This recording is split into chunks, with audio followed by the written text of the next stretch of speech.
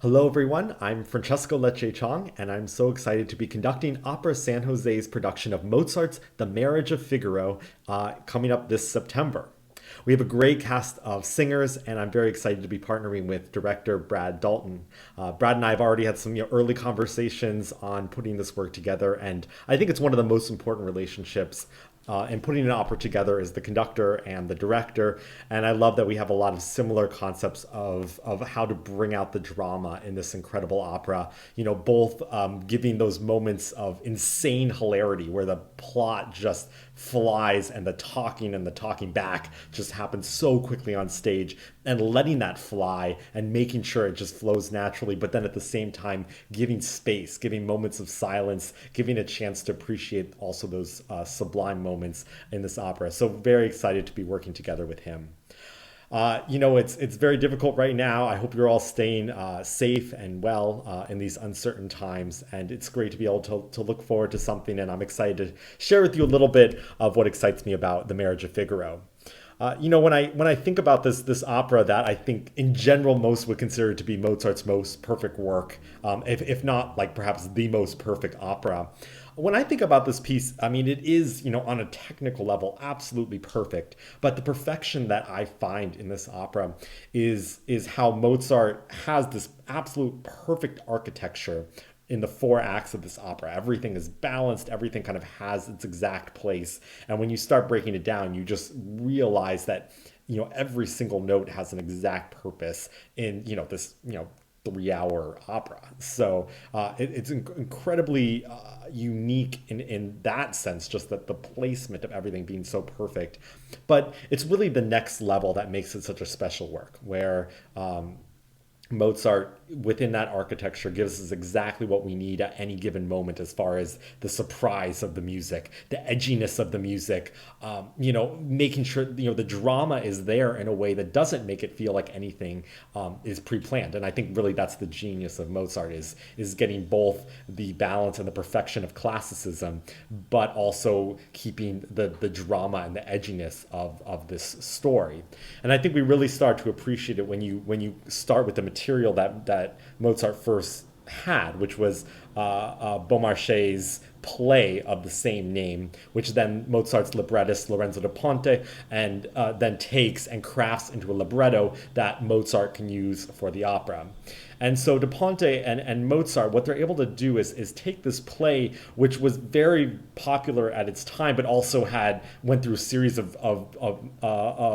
bans of essentially from kings, because it's a play that definitely makes fun of the elite and has a lot of class politics, gender politics, all wrapped up in it. It's a very edgy work, and all kind of wrapped up in this very sarcastic humor.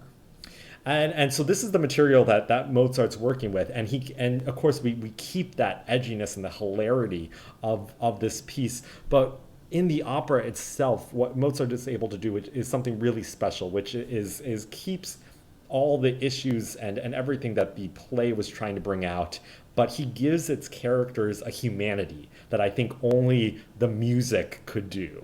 And that is one of the most remarkable things about this piece. And there's two particular things that for now I thought I'd mention that to me bring out this idea. The first is a character. Cherubino, one of my favorite, actually, yeah, definitely my favorite character in this opera, and has two of these showstopper arias during the course of it. But Cherubino in the play he's a horny teenager. I mean that is essentially what he exists as, and just to cause problems and be in the way and be flirting with all the women. And yet Mozart in these two transcendent arias takes this boy who shouldn't know anything about all the politics and everything that's going on, and is just supposed to be trying to flirt with women constantly. But in these two arias, we see the beauty of his innocence, of Cherubino's innocence about how he sees the world and the things that excite him. And it ends up turning Cherubino in the opera into one of the most beloved characters, because there is this just delight at everything that's going on, and there's none of this kind of this planning, or there's not these kind of manipulations that are happening with all the other characters. Cherubino is just kind of there as himself, and the character really becomes something brand new in this opera. And then the other thing that always catches my eye, makes me think after I've seen a performance of this opera, is the very end, where ultimately things get wrapped up very fast. There's been a lot of chaos, and the count is essentially caught being unfaithful. And in the play and also in the libretto, the last lines are, the count says, "Please forgive me." The countess says, "I forgive you," and everybody says, "Great." And I mean, that's the end of the play. And in the play, it comes across, it's supposed to be insincere, that we know that the count is going to keep on kind of being a bastard, and we don't expect him to change at all. When he says, "I forgive you," and the count, when he says, "Forgive me," and the countess says, "I forgive you," it's this kind of sarcastic end of the play. Everybody knows it's not true. What is incredible is that with these same exact words at the end of the opera, Mozart gives it just enough space that after all of this chaos, the way that the pauses happen and the way the count sings, "Please forgive me," and that pause, that painful pause where the countess, essentially, what it feels like in the opera, she takes the time to realize, this is her decision, this is how she wants to move forward. And it's poignant, it's bittersweet, but it reveals the humanity in all of these characters. After everything that's happened in this opera, we have a moment to see them as people and not just caricatures. And that all happens with literally the same exact words. It's just these few things at the end. But Mozart in his music gives it the space that it needs. And it's something only a genius like him could have been able to do, to transcend it, to bring us closer to these characters.